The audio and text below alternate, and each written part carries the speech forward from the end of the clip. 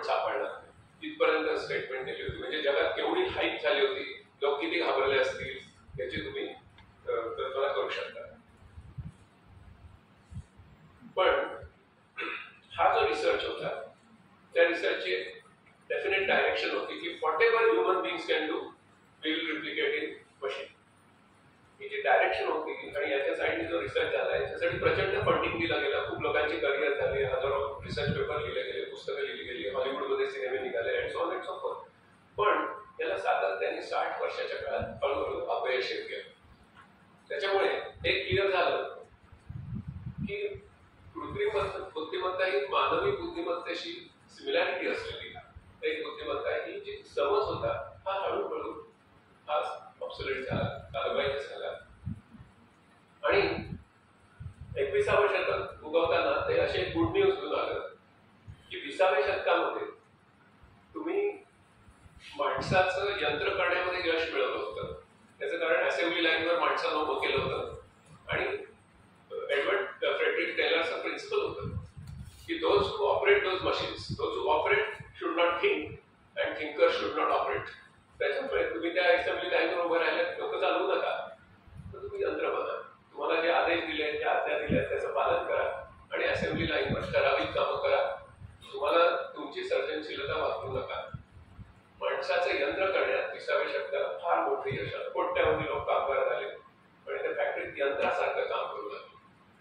सुदैवाने ते 20व्या शतक संपताना एक लक्षात आलं की माणसांना जरी यंत्रवत बनवण्यात आपल्याला यश आलं असतं तरी यंत्रांना माणसाच्या केपेबिलिटीज प्रदान करण्यात आपल्याला अपयश. ही गोष्ट घेऊन 21व्या शतक आलं. त्याचे काही टप्पे मी तुम्हाला पुढे दाखवणार आहे. मानवी बुद्धिमत्ता आणि कृत्रिम बुद्धिमत्ता याच्यात जो फरक आहे हे तुमच्या परिचयच आहे. Yes or no?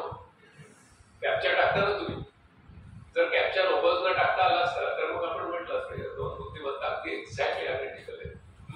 पण तुमच्या हातात प्रूफ आहे बघा मी जे सांगतोय त्याचं. असं होण्यात काही अडचणी होत्या. का बरं असं यश आलं नाही, का बरं हे रिसर्च फेल केले? तर पहिली गोष्ट म्हणजे आपले जे सेन्स ऑर्गन्स असतात, तुम्हाला होमवर्क म्हणून सांगून ठेवतो की तुम्ही घरी गेल्यानंतर आपला डोळा हा आपल्या स्मार्टफोन मधल्या कॅमेऱ्यापेक्षा किती प्रगत आहे, किती प्रगल्भ आहे, किती उत्क्रांत आहे, इन्व्हॉल्व्ड आहे त्याचा तुम्ही अभ्यास करू शकता. एक छोटासा एक्सपेरिमेंट तुम्हाला करून दाखवतो म्हणजे तुमच्या लगेच लक्षात येईल. माझ्या हाताकडे आता बघायचं.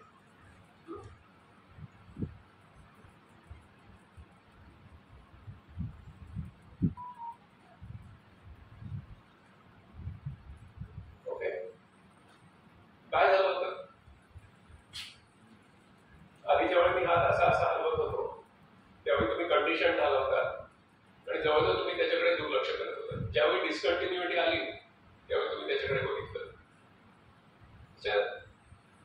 न्यूरोफिजिओलॉजी आपल्याला हे सांगते की ज्यावेळेला ती डिस्कंटिन्युटी आली तोपर्यंत त्यांनी अश्यूम केलं होतं त्याच्यामुळे ऑप्टिक नर्व ही ब्रेनचे जे न्यूरॉन्स आहेत त्याला फायरच करत होती. No energy was used. Only when there was a discontinuity it fired the neuron. त्याच्यामुळे 22 वॉट मध्ये आपला एवढा प्रचंड प्रोसेसर हा चालतो, इतक्या कमी एनर्जीत चालतो. असं ज्ञानेंद्रिय आणि मेंदू यांचं जे रिलेशनशिप आहे ते अतिशय प्रगल्भ आहे. तशा प्रकारचं काही आपल्याला विकसित करणं हे कठीण आहे. स्मार्ट सेन्सर्स खूप बाल्यावस्थेत आहेत. दुसरी गोष्ट म्हणजे की आपले हात, आपले पाय, आपलं शरीर इतक्या गोष्टी करू शकतं, इतक्या कॉम्प्लेक्स गोष्टी करू शकतं कारण ते त्याच्यासाठी इव्हॉल्व झालंय. 35 लाख वर्ष इव्हॉल्व झालंय. त्याच्या जवळपासही रोबोटिक्स केलेलं नाही. Robotics is still in its infancy. त्याचबरोबर आता मी स्वतः सुपर कॉम्प्युटिंग मध्ये 25 वर्ष काम केलं. त्यावेळी आपल्याकडे मानवी बुद्धिमत्तेची सही नक्कल करण्यासाठी जी कम्प्युट पॉवर लागते ती त्यावेळी नव्हती, आजही नाही आहे. प्रोग्रामिंग पॅराडाईम्स जे लागतात ते त्यावेळी नव्हते, आजही नाहीये. आणि त्याच्याबद्दल एक समज होता की माणसाचा मेंदू जो आहे तो असा निरनिराळे पार्ट्स आहेत. मोटारचे पार्ट्स आपण एखाद्या कारचे पार्ट्स इथे मांडून ठेवले तर त्या कुठल्याही कारच्या पार्ट मध्ये कार दिसत नाही, पण ते सगळे एकत्र केले की एक कार तयार होते. तसंच मन नावाच्या त्याचे पार्ट्स असतील ते आपण मशीनमध्ये एकत्र करू आणि माणसाचं मन तयार करू. अशा प्रकारचा एक दृष्टिकोन त्यावेळी मर्विन मिन्स्कींच्या समोर होता आणि त्याच्यामुळे त्यांनी मनविरहित माइंडलेस पार्ट्स म्हणून माइंड क्रिएट करून अशा प्रकारचा दावा केला होता. पण मन काय आहे? मन दिसतं का आपल्याला? जसं आपलं इंटेस्टाईन दिसतं, जठर दिसतं, लिव्हर दिसतं, तसं मन दिसत नाही. मन हे आपल्या मेंदूचं एक फंक्शन आहे, वन ऑफ द फंक्शन्स. त्याच्यामुळे ते असं माइंडलेस पार्ट म्हणून माइंड तयार करता येईल हा समज थोडासा गैरलाभ होता. आणि त्याचबरोबर आपले जे विचार असतात, आपल्या जे भावना असतात, आपले जे वर्तन असतं, हे सगळं मनातून उगम पावतं. पण त्याच मनाने आपण त्याच वर्तनाकडे बघू शकतो. म्हणजे उदाहरणार्थ तुम्ही खोटं बोलत असाल, तुम्ही नाही, सॉरी, मी खोटं बोलत असलो तर माझं मनच मला सांगतं की तू खोटं बोलतोस. आता खोटं बोलण्याचं सगळं काम मी माझ्या मनाने करतो, पण तेच माझं मन मला सांगतं की तू खोटं बोलतोस. त्याला म्हणतात जाणीव किंवा consciousness. Consciousness is not computable. त्याची यंत्रामध्ये निर्मिती करता येत नाही, आतापर्यंत तरी करता आलं नाहीये. हा वादग्रस्त विषय आहे. पण मॅथमॅटिक्स मध्ये इनकम्प्लीटनेस थिअरम्स आहेत. कदाचित तुम्ही जोड्यांची थिअरम शिकला असतात, थिअरम 1 आणि थिअरम 2. ती इनकम्प्लीटनेस थिअरम्स वापरून रॉजर पेनरोज फिजिसिस्ट त्यांनी हे थिअरॉटिकली दाखवून दिलं की human mind, human consciousness is not computable. म्हणजे काय तर माणसाच्या मनाचा तुम्हाला जर अभ्यास करायचा असेल तर तो दुसऱ्या इन्स्ट्रुमेंट्सनी करता येणार नाही, because it is not computable. तर माणसाचं मन जर तुम्हाला जाणून घ्यायचं असेल तर दुसऱ्या माणसाचं मनच आहे. So there is a subjective perception of human mind. त्याच्यामुळे तुम्हाला माणसाचं सगळी बुद्धिमत्ता जर यंत्रात कॉपी करायचं असेल तर किती किती अडचणी होत्या हे तुमच्या लक्षात येईल. आणि सर्वात महत्वाचं म्हणजे आपण जी यंत्रामध्ये डेव्हलप करतोय ती बुद्धिमत्ता ही माणसाच्या बुद्धिमत्तेशी जुळते, तिची साधर्म्य आहे असं मानण्याच्या असम्पशन मध्येच गमलं होतं. ते सुद्धा हळूहळू जगाच्या लक्षात आलेलं आहे. आणि त्याच्यामुळे एक महत्वाची गोष्ट समोर आली, that is simulation is not duplication.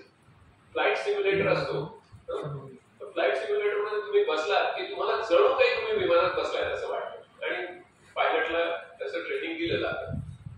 पण फ्लाईट सिम्युलेटरच्या बाहेर आला आणि त्यांनी फ्लाईट सिम्युलेटरकडे बघितलं की त्याला कळतं हे विमान नाही. म्हणजे सिम्युलेशन किंवा mimicry is not duplication, it's not the same thing itself. त्याच्यामुळे आपण जे मशीनमध्ये करतोय ते सिम्युलेशन आहे, ते मशीन, ते माणसाच्या मेंदूचं पूर्ण किंवा बुद्धिमत्तेचं पूर्ण डुप्लिकेशन नाहीये. ही गोष्ट कळायला हळूहळू ती क्लिअर केली आणि त्याच्यामुळे हा संशोधनाचा निधी जो होता तो आठवू लागला. त्याच्यामुळे एआयच्या रिसर्चमध्ये असे 10, 15, 20 वर्ष आलेली आहेत की ज्यावेळी no funding at all. That is called AI winter. आणि एआय विंटर मधून बाहेर कसं पडायचं आणि याच्यात रिसर्च पुढे कसा न्यायचा त्याच्याबद्दल ज्या शास्त्रज्ञांनी विचार केला त्यापैकी सर्वात लिडिंग नाव होतं ते म्हणजे जेफ्री हिंटन यांचं. आणि त्यांनी पहिल्यांदा हे दाखवून दिलं की आता आपल्याला जी माणसांना जमत नाही अशी कामं करून देणारी एक बुद्धिमत्ता विकसित करायची. म्हणजे artificial intelligence is a misnomer. हे चुकीचं नाव आहे. याचीच कॉपी करणारी कृत्रिम अशी नसून ही मानवी आहे आणि ती न मानवी आहे अशी त्याची क्लिअर डेफिनेशन आणि स्कोप क्लिअर झाला आणि रिसर्चला एक डायव्हर्जंट डिरेक्शन मिळाली. So human intelligence and artificial intelligence have divergent directions. त्याच्यामुळे ही क्वालिटेटिव्हली वेगळी अशी बुद्धिमत्ता आहे. याचं परसेप्शन, याचं रिअलायझेशन सायंटिफिक कम्युनिटीमध्ये झालं आणि then it resulted into basically back propagation by Geoffrey Hinton. आणि तुम्हाला माहिती आहे जॉफ्री हिंटनना त्या कामाबद्दल गेल्या वर्षीचं नोबेल प्राइज मिळालं. हेच त्याचं.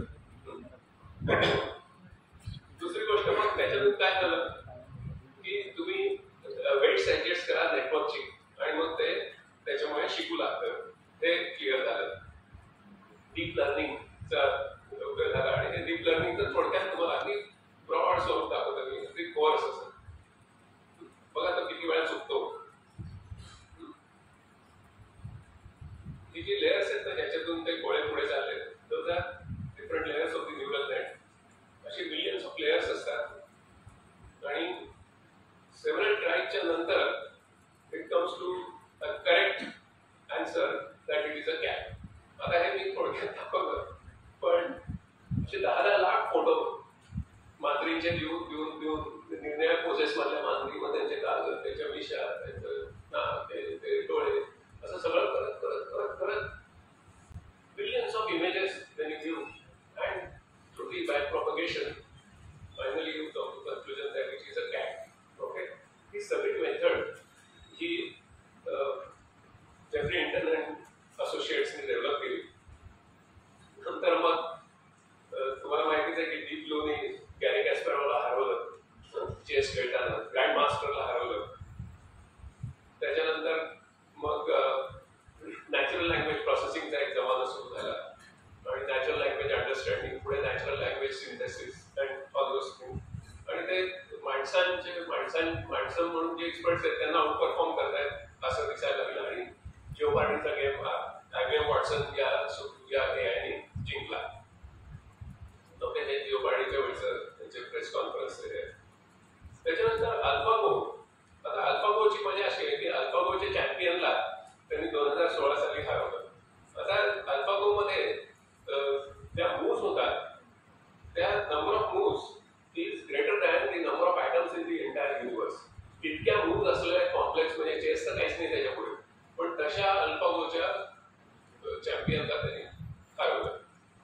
So it created a different direction. म्हणजे रिइन्फोर्समेंट लर्निंगचा हा एक स्टेज घेऊन गेला न्यूरल नेटवर्क्समध्ये. It created a new direction in AI.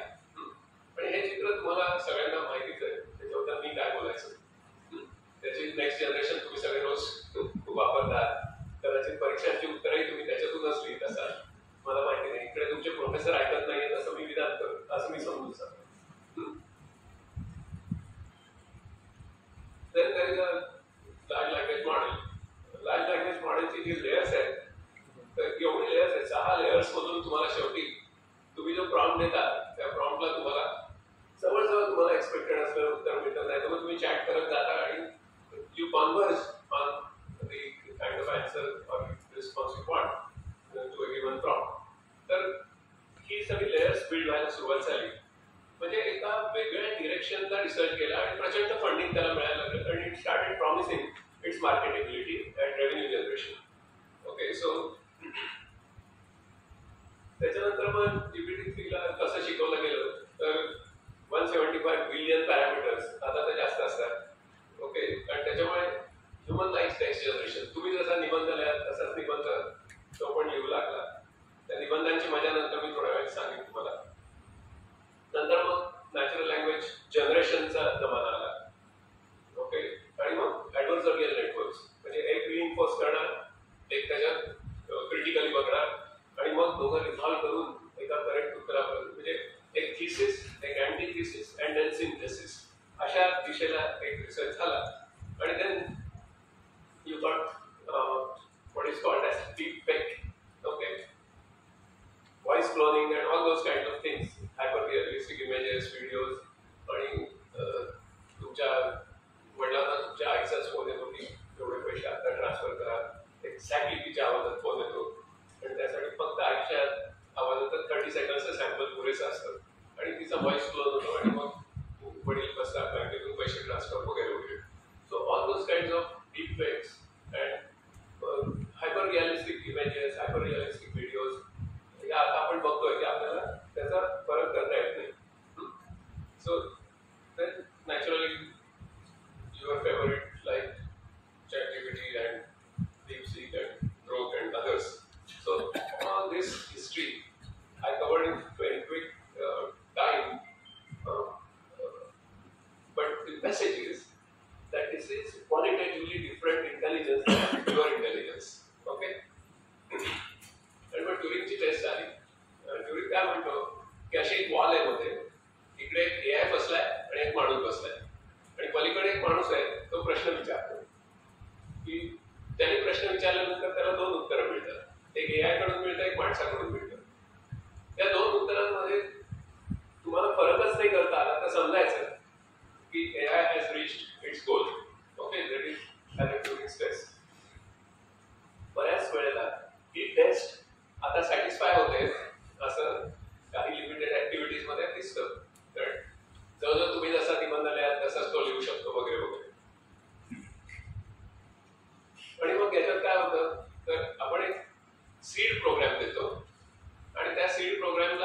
शिकवलेलं असतं की तू शिकत राहा आणि सेल्फ करेक्टिंग, सेल्फ इम्प्रूव्हिंग. हा बेसिक अल्गोरिथम, ही बेसिक सीड प्रोग्राम आपण दिलेला असतो आणि मग तो त्याच्यावर शिकत जातो, जसं ते मांजरीचं मगाशी दाखवलं तसं. आणि मग तो शिकत शिकत स्वतःमध्ये सुधारणा करत करत अशा एका पॉइंटला जातो की that software rights better software, that writes better software, that writes better software, because it is learning. And the more the number of layers, it is called deep learning. Okay? असं करत करत करत तो अशा एका पॉइंटला जातो की तो कोड जर तुम्ही बघितला तर त्या कोडमध्ये तुम्हाला त्याची जी बेसिक ह्युमन सीड होती ती दिसेनाशी होते. That is why this is called non human intelligence. Okay, why it is called non human is because the human origin of that doesn't remain traceable in this intelligence. Google search हे त्याचं classic उदाहरण आहे आणि प्रचंड डेटाचा analysis तो करू शकतो आणि त्याच्यातली पॅटर्न्स तो काढू शकतो. फॉर एक्झाम्पल, ह्युमन आय, त्याची जी रेटिना आहे, millions of retinal images of the capillary network on the retina is fed to the AI आणि the patients longitudinal health data is also given to the AI. काय झालं असेल, तो जो longitudinal data होता काही इयर्सचा, त्यांचा हेल्थ डेटा त्या पेशंटचा, तो त्यांनी जाऊन खाल्ला आणि त्याच्यातून अशा एक टेक्नॉलॉजी डेव्हलप झाली की तुम्ही फक्त पेशंटचा रेटिनल इमेज द्या आणि त्याच्यातून त्याला कार्डियक एलिमेंटची प्रोबॅबिलिटी काय आहे, त्याला हायपरटेन्शनची प्रोबॅबिलिटी काय, त्याला डायबिटीसची प्रोबॅबिलिटी काय, हे सगळं आता सांगता येतं. सो 5 रुपयामध्ये या सगळ्या टेस्ट करतात. Democratization of health care is a future. म्हणजे तुम्हाला ECGची गरज नाही, स्ट्रेस टेस्ट करायची गरज नाही, 2D इको काढायची गरज नाही, अँजिओग्राफी करायची गरज नाही, काही नाही. These are the kind of things which was not possible by human intelligence. कारण प्रचंड डेटामधून असा एक कॉम्प्लेक्स पॅटर्न बाहेर काढायचा is a sign of non-human like intelligence. पण कसा पॅटर्न काढायचा त्याचा सीड प्रोग्राम माणसाने दिलेला. Okay, so the message is that this is a different kind of intelligence. Okay, आणि मग त्याच्या मध्ये उपयोग आहेत. जसं तुम्हाला गुगल सर्च मिळतो, आता गुगल सर्च आणि ChatGPT मध्ये फरक काय? दोन्ही पण AI आहे, पण फरक काय? तर गुगल सर्च मध्ये तुम्हाला मिलियन्स ऑफ रिझल्ट्स मिळतात आणि तुम्हाला कळत नाही आता याच्यातला कुठला घ्यायचा. ChatGPT brings one and only one. Okay, of course you can improve by giving further prompts. दुसरा महत्त्वाचा फरक असा आहे की Google search does not understand natural language processing, whereas these large language models does natural language processing and natural language generation. It's a basic difference. मी 1977 सालापासून computer वापरतो, पण माझा टायपिंग स्पीड अतिशय पुअर. ओके, पण गेली काही वर्ष माझा मराठीचा टायपिंग स्पीड हा 150 वर्ड्स पर मिनिट ते 200 वर्ड पर मिनिट इतका जास्त आहे. मला वाटलं तुम्ही टाळ्या वाजता, टाळ्या नका वाजता, तुम्ही स्लाइड वाचताय. मी हे सगळं व्हॉइस टायपिंग मी करतो. कळलं? Voice typing because it's a classic application of AI. आणि त्याच्यात मी मराठीमध्ये लेख लिहितो, त्याच्यात दृष्टद्युम्न, प्रद्युम्न, नंतर काय धृतराष्ट्र वगैरे असे सगळे शब्द करेक्ट टाईप होऊन येतात. आणि मी दुसरं काय वापरतो, एक व्हॉइस वापरतो.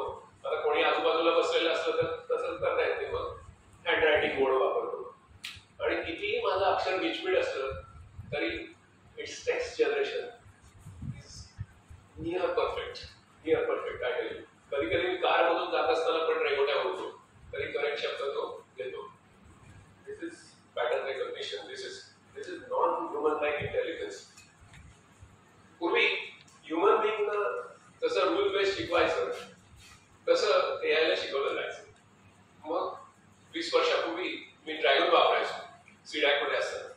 पण ड्रॅगन सिडॅकच्या म्हणजे 20च्याही आधी 25 वर्षापूर्वी ड्रॅगन वापरायचो. मी त्याला ट्रेन केलं होतं माझी डिक्टेशन घ्यायला, because it's a rule based expert system. माझी जी पीओ होती तिने त्याला डिक्टेशन घातल्यावर त्याला काहीच समजायचं नाही, कारण तिने पुन्हा त्याला ट्रेन करण्याची गरज होती, because it was rule based. आता काय होतं, तुम्ही फक्त कीबोर्ड डाउनलोड करा आणि तुम्ही तो माईक क्लिक करा, तुम्ही बोला नाहीतर तुमची आई बोलेल, वडील बोलतील, कोणी बोलेल. It exactly converts your speech to text. This is called non-human-like intelligence, which works on pattern recognition and not on the rules. So, पूर्वीचे प्रोग्राम जे होते, म्हणजे आता सुद्धा आपण काही सॉफ्टवेअरच्या कोर्सेसमध्ये शिकतो, ते काय शिकतो की programme into data is change data. all software that you write is this one simple equation: program into data is equal to change data. बस एवढंच करतो आपण. जुन्या डेटातून नवीन डेटाची निर्मिती करण्यासाठी कुठला तरी प्रोग्राम वापरतो. आता काय होतं, exactly opposite. You start with data, then analyze that data, find pattern out of it, and that pattern leads to an algorithm. That is program. Okay, so you used to go from program to data, now you go from data to program. एवढा बदल आता झालेला आहे. So this is another application. आणि हे तुम्ही accept करू शकता. Welcome to the world of AI. आता पुरुषाच्या आवाजात.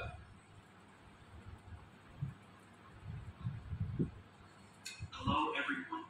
Welcome to the world of AI. Okay. तुम्ही चूज करा की तुमच्या हाताशी आजार आहे. Google Translate. मी रोज चायनीज न्यूजपेपर्स हे मराठीमध्ये वाचतो. आजकाल क्लिअर परफेक्ट. एक दिवशी बातमी आली, वाचली, शी जिनपिंग यांनी चीनी जनतेला आशीर्वाद दिले. मला वाटलं ट्रान्सलेशन चुकलं, एक कम्युनिस्ट माणूस जनतेला आशीर्वाद कधी बसून देणार, म्हटलं ट्रान्सलेशन चुकलं म्हणून इंग्लिश सिलेक्ट केलं. 110 भाषा आहेत, कुठली सिलेक्ट करू शकतात, इंग्लिश सिलेक्ट केलं. त्यात पुन्हा ब्लेसिंग, अरे जॉब म्हटलं ब्लेसिंग आणि आशीर्वाद तर जुळते. मग म्हटलं चायनीज टू इंग्लिश चुकलं असेल, म्हणून चायनीज समजा मित्राला फोन केला, तर म्हटलं करेक्ट आहे. त्याला चायनीज टेस्ट रिफर केलं, तर म्हटलं करेक्ट आहे. म्हटलं तुला माहिती नाही का, ते शी आता इतके मोठे झाले की ते देवच झाले, ते आशीर्वाद देतात म्हणाले. मला इतकं बरं वाटलं, म्हणजे त्यांनी आशीर्वाद दिले म्हणून नाही, पण ट्रान्सलेशन करेक्ट होतं. ओके, म्हणजे मी रोज जे वाचत होतो त्या करेक्ट चीनी बातम्या.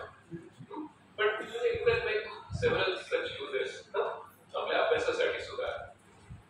आता ही जे एआय पॉवर्ड टूल्स आहेत त्याचं मी एक जॉमेट्रायझेशन केलं. आम्हाला मी थिओरिटिकल फिजिसिस्ट आहे, आम्हाला आइन्स्टाईनने शिकवलं, you try to solve the problem before you try to solve a problem, geometrize it. आपले किती हे असतात, टेक्स्ट असतं, ग्राफिक्स असतं, ॲनिमेशन्स असतात, ऑडिओ असतो, व्हिडिओ असतो आणि इमेजेस असतात. बस 6 गोष्टी असतात. या 6 गोष्टी म्हणजे तुम्ही वर्ड टू पीडीएफ करायचं, पीडीएफ टू वर्ड करायचं, हे टेक्स्टच्या आतमधल्या गोष्टी आहेत. ह्या पण एआयने होतात. तसंच इमेजेसचे फॉर्मॅट बदलायचे ते पण एआयने होतं. पण you can go from either to the all others. Okay, you can see the fully connected graph. Those who have learned graph theory, they will know this is a fully connected topology. You can go from any format to any other. Okay, so you can convert image to video, video to text, text to that, सगळं. आणि मग तिथे होत नाही समजा असे काही area मी दाखवले. मग टेक्स्ट टू ॲनिमेशन होत नसेल तर टेक्स्ट कडून व्हिडिओ करायचं आणि व्हिडिओ कडून ॲनिमेशन कडे यायचं. ओके, आणि ह्याच्यात जे मी ऍप्स दाखवले ते सगळं प्रेझेंटेशन मी तुम्हाला समजून जाणार आहे. You keep exploring this. आता this has become the core topic of our MSCIT course. IT literacy course व MSCIT त्याचे 2-1 कोटी लोकांनी केलाय. त्याच्यात आता या सगळी कन्व्हर्जन मुलांना गावाकडच्या शिकवली जातात आणि ते create the magic around their communities. Okay, so it's a very exciting thing. आणि मग ह्याच्यातली कनेक्शन जी आता मला सापडली आहेत ती दिली आहेत. आता ह्याच्यातली काही कनेक्शन्स मिसिंग आहेत, त्याचे ऍप्स रोज शोधायचे. अरे हे आलं का, हे आलं का, अच्छा आलं. बरं, याच्यातली जुनी ऍप जी दिली आहेत ती ऑब्सोलेट झालीत का, त्याच्यापेक्षा जास्त पॉवरफुल आलेत का, असं शोधत बसायचं. So geometrization gives you a perspective how to search, what to search, and how to apply it. Okay, so this diagram gives you a complete guide of your searching your many careers. Okay, याच्यामध्ये startup सुरू केलं आणि याच्यातली improve करत राहिलं, that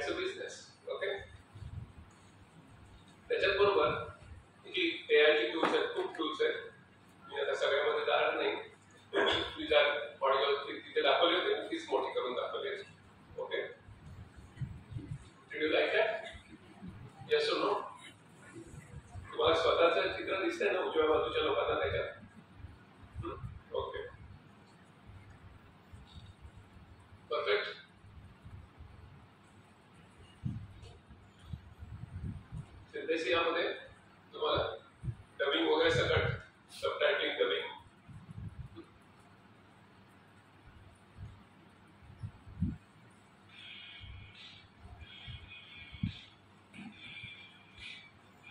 voice येतं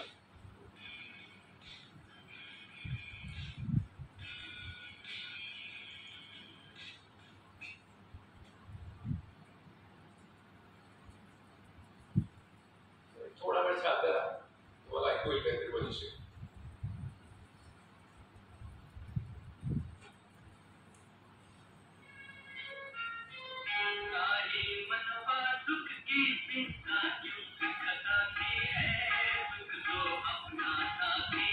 सगळे effect वगैरे राहा ना उजवीकडे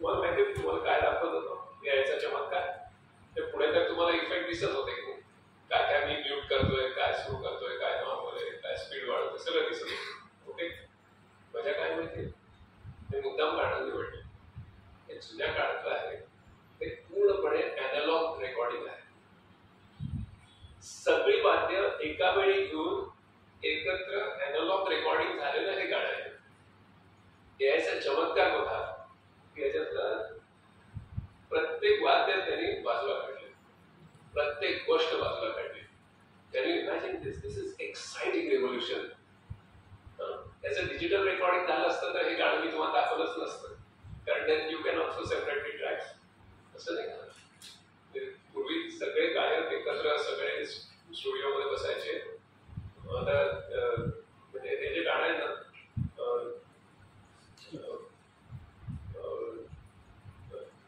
आज मैं ऊपर आसमान नीचे शंकर जयकिसनचं जे गाणं आहे 150 इन्स्ट्रुमेंट्स वर लोक बसले होते त्यांच्या स्टुडिओमध्ये 150 लोक एकत्र बसायला जागा नव्हती तर त्यांनी ते भिंत पाडली परवाच्या दिवशी इंडियन आयडॉल मध्ये एका एपिसोड मध्ये त्यांनी ही संपूर्ण गोष्ट सांगितली त्या गाण्याची ती भिंत पाडून 150 इन्स्ट्रुमेंट्स वाले लोक एकत्र बसून ते गाणं रेकॉर्ड केलं त्याचा प्रत्येक इन्स्ट्रुमेंट आता आपण बाजूला करू शकतो okay this is the power of AI म्हणजे तुम्हाला करिअरमध्ये काय काय धमाल करता येईल ते तुम्ही लक्षातच घ्या पुढे मी तुम्हाला ऍक्च्युअली कॉन्क्रीट करिअर दाखवणार आहे पण दिस excitement is very important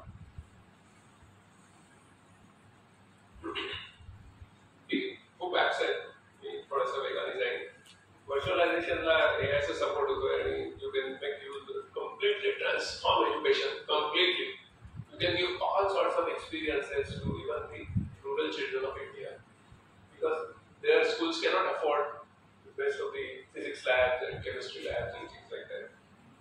Unity 3D कदाचित वाचन शिकवत असतील तर ते वापरून आणि C# मध्ये प्रोग्रामिंग करून अशी लॅब उभी करू शकता आणि तुमचा एक बिझनेस उभा करू शकता आज तसं कोणी नाही आहे त्याच्यात okay The message is BC20 BC means before Christ आणि AD means Anno Domini हा अर्थ इथे अभिप्रेत नाही ओके मला अभिप्रेत असलेला अर्थ जो आहे तो इथे आहे BC means before ChatGPT and AD means after AI disruption the message to you is आपण पूर्ण एका नवीन युगामध्ये प्रवेश केलेला आहे त्याच्यामुळे जे जे BC थिंकिंग आहे ते सगळं फेकून दिलं पाहिजे जे जे एआयच्या टूल्सच्या मदतीने मला करणं शक्य आहे ते मी केलं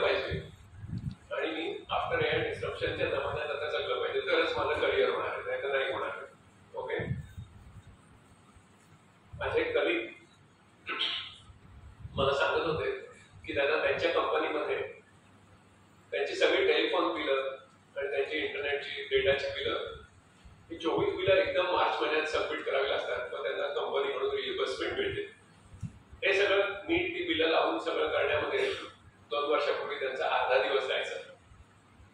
आता त्यांनी काय केलं, वालचंद कॉलेजच्या ब्रिलियंट मुलांना मी सांगण्याची गरज नाही. ही यूज ChatGPT आणि within few seconds he got the flame ready in Excel. Okay, BC to AD. आता आपण हा मंत्र रोज जपायचा. आपल्या घरी स्टडी रूम असेल तिथे त्या पिनअप बोर्डवर लावून BC to AD आणि रोज विचारायचं, आता मी BC सारखं वागतोय का मी AD मध्ये वागतोय. तुम्हाला काय काही त्याची गोष्टी सांगणार आहे. आणि एवढे मेगा ट्रेंड आहेत तुमचं करिअर करायला. सगळ्या मेगा ट्रेंडवर मी बोलणार नाही, म्हणून मी वर्ड क्लाउड वापरतोय. डिजिटायझेशन, डिजिटलायझेशन, हायपर लोकलायझेशन किंवा व्हर्च्युअलायझेशन किंवा augmentation, automation, many mega trends. Mobilisation is one of the most important mega trends. म्हणजे काय की तुम्ही जे जे करताय ते सगळं तुम्हाला मोबाईलमध्ये पाहिजे. तुमची बँक याच्यात आहे, तुमची लायब्ररी याच्यात आहे, तुमची टीव्ही याच्यात आहे, तुमचं प्लेअर याच्यात आहे, सगळं याच्यातच पाहिजे. तुमचं प्लॅनर आहे, तुमचं वॉलेट आहे, सगळं याच्यात. This is called everything you want in mobile phone. So this is a mega trend that is called mobilization. Okay, जर तुम्ही कल्पना करा की मी असं म्हटलं की आपण जगामध्ये एक चळवळ सुरू करू की मोबाईल फोन्सवर बंदी घाला. ओके, इमॅजिन मोबाईल फोन्सवर बंदी घाला अशी चळवळ आपण सुरू करायची ठरवली. तर ही चळवळ उभी करण्यासाठी आपल्या लोकांना ऑर्गनाईज करावं लागेल. तर लोकांना ऑर्गनाईज करण्यासाठी तुम्ही काय वापराल? त्याला म्हणतात मेगा ट्रेंड. म्हणजे त्याच्या विरुद्ध काम करण्यात अर्थ नसतो. ते दगडाच्या भिंतीवर डोकं आपटल्यासारखं असतं. मग त्याच्यावर स्वार व्हायचं. हे सगळे जे मेगा ट्रेंड्स आहेत ते जे मी तुम्हाला दाखवतोय, या सगळ्या मेगा ट्रेंडवर राज्य करणारा एक नवीन मेगा ट्रेंड तयार झालाय. आणि म्हणून मी तो सेंटरला मोठा दिलाय. इंग्लिशमध्ये एक नवीन शब्द आला, that is called cognification. Okay, म्हणजे हे सगळे मेगा ट्रेंड AI पॉवर्ड होत आहेत. Okay, that is called cognification. म्हणजे बँकिंग मध्ये काय होतं की डिजिटलायझेशन झालं. Okay, but now with the help of AI you can do wonders in banking. For example fraud detection. Okay, banking मध्ये आता याचा उपयोग सुरू झाला. तर असे प्रत्येक mega trend is being influenced by AI. So when you do the career, one of the clear directions of career is whatever exists today in the mega trend, do the AI powering of that. Okay, there are close to 92 lakh apps in the world. Very few of them, almost close to 10,000 of them have been AI powered. 90 lakh apps AI powered व्हायची राहिलेली आहेत. आज तर उद्या ती होणार. तुम्ही startup सुरू केलं